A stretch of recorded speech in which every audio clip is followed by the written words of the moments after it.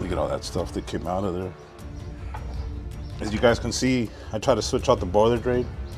See why I tell you guys it's constricted compared to the full port? That only went down even less than 3/8. That's probably a 1/4 inch opening there.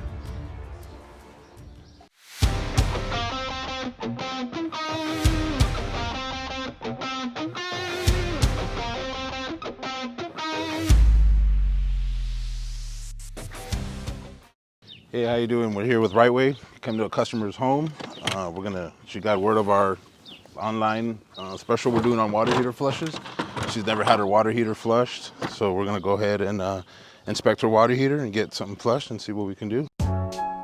So first thing we have to do is when we get into the customer's home is inspect the area, make sure it's got louvers, anything depending on what kind of water heater it has. If it's gas, you definitely want to have a venting way of form for gases to get out, air to circulate in there. We like to inspect the area.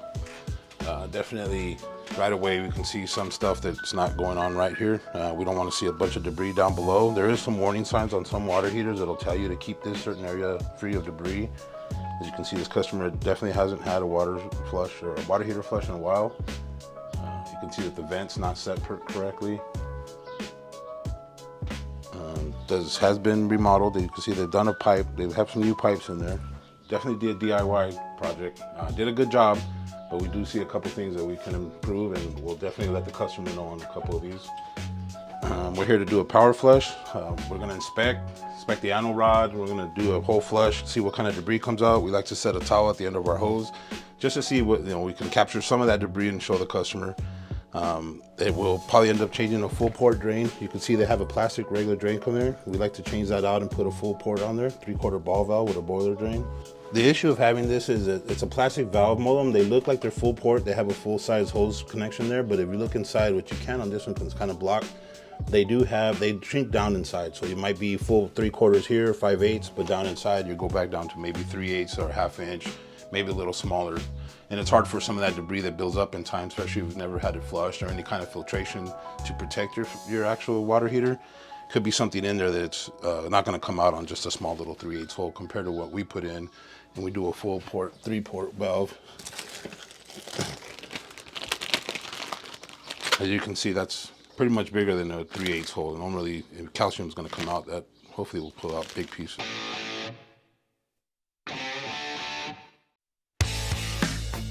We got the hose hooked up here to the drain port, to the boiler drain. We're going to extend it out. And we're also going to set up a towel here at the end to see, that way we can show the customer in case we get some kind of calcium coming out the end. We can kind of collect a little bit, and that way they can see what's coming out of their water heater, especially if they haven't had it flushed in a few years or so. Good thing to show them. So we got the hose hooked up. We're going to open up the drain here. We're going to open this slowly, get some water running out of there. You can see there's probably already calcium. You can tell there's big pieces of calcium trying to come out.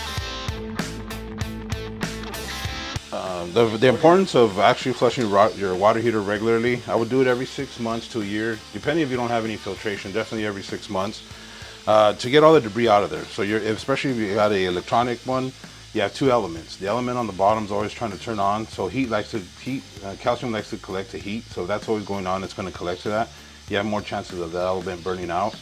The bottom one does work. This one's a gas one, so you have the burner on the bottom, and then you also have a thermostat port on the bottom of this, like a little tube that goes in, that collects calcium. When those goes bad, then your gas valve goes bad. Calcium likes to it. This home did used to have a softener. They're in the means of repairing it. Definitely great to have filtration, something that'll protect your water heater from chlorine buildup, calcium, something that would definitely damage the interior part.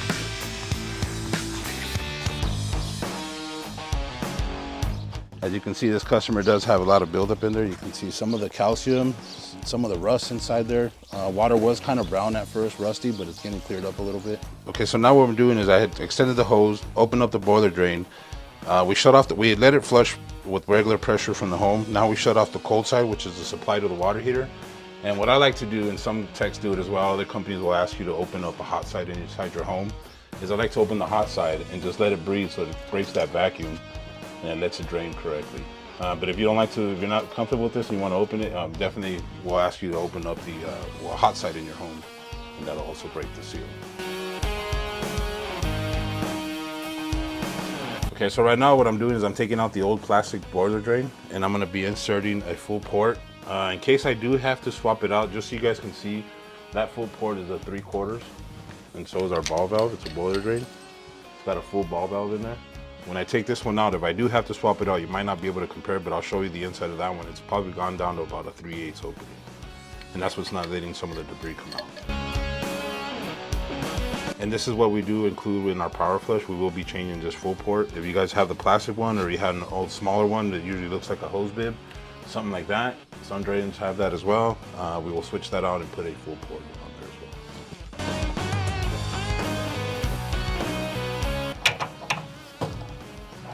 well. Look at all that stuff that came out of there. As you guys can see, I tried to switch out the boiler drain. See where I tell you guys it's constricted compared to the full port? That only went down even less than 3/8. That's probably a 1/4 inch opening there. That's why a lot of this debris won't come out. You can see this just came out of the water heater. Sorry, so now that we changed the full port, the drain valve to a full port, you start seeing more debris, more chunks coming out. As you can see on the towel, when we changed it out and changed the ball valve, a lot of it did come out. So that's the advantages of having a water heater flush with Rite Way. Another unique feature of Rite Way's power flush is also we do a camera inspection of your water heater. What we do is we remove either one of the rods, hopefully the anode rod side, and go in there and we can inspect to see what's kind of going inside your water heater. As you can see there, we're in there now. We can't get all of the debris, but there still is some debris inside there. You can see that's kind of a watermark there. That's the old anode rod already eaten away. We're going to put in a new one. But on these, if it hasn't been flushed in over 5 years or so, you're going to have a lot of debris if you don't have any kind of filtration in there. So it's good to do a little bit of a couple power flushes that we do. We open the valve, as you can see, main of it try to come out there. We'll open the valve, try to stir some of that calcium around, and then close it up again and try to get as much as we can. We'll do that a couple times here at Rite Way. This rod is a sacrificial rod that goes in your water heater. It helps the water heater from any minerals or any kind of water damage that's trying to take care of your water heater.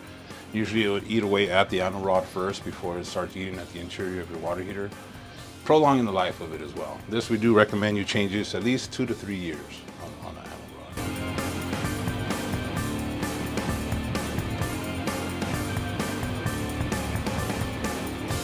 All right, we're finishing up our Rite Way's power flush. Well, you can see we got it all back together. We're going to do a little bit of cleaning around the area, make sure we get rid of some of the debris, some of the dust, some spider webs, whatever might be in the area. All right, we're about to conclude one of our power flushes. What we're going to do inside, we have the tank full now. We're about to go inside and purge some of the air out of the fixtures.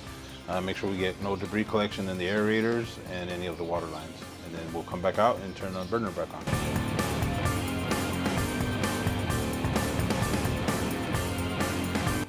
Just letting you know, I'm going to do a purge inside the air. Just make sure we have no more debris in your lines. I'll just be checking the aerators.